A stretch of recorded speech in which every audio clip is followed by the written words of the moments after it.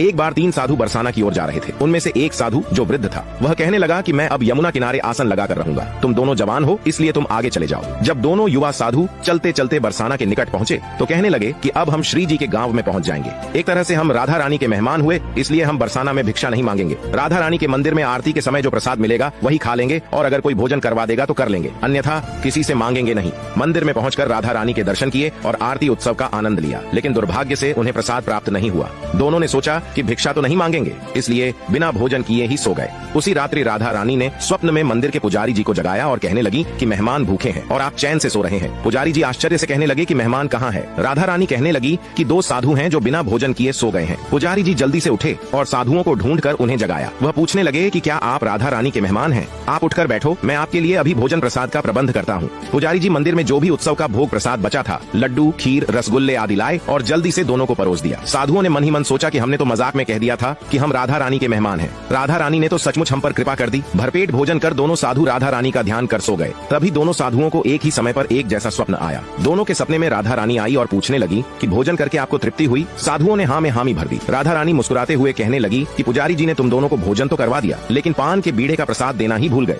राधा रानी ने दोनों के सिरहाने